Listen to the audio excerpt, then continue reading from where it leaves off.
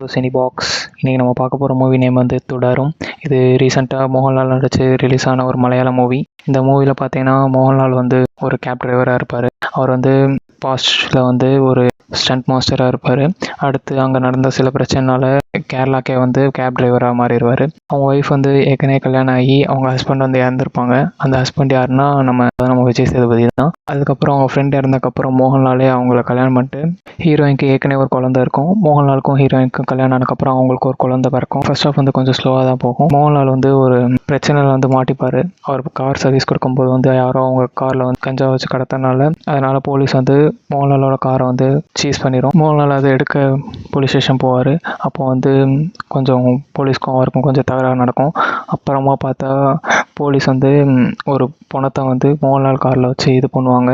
அது கடைசியில் பார்த்தா மோகன்லாலோட பையன் தான். செகண்ட் ஹாஃப்லாம் கொஞ்சம் வேறு மாதிரி இருக்கும். மோகன்லால் ஆக்டிங்காக இந்த மூவியை பார்க்கலாம். தேங்க்யூ, பாய்.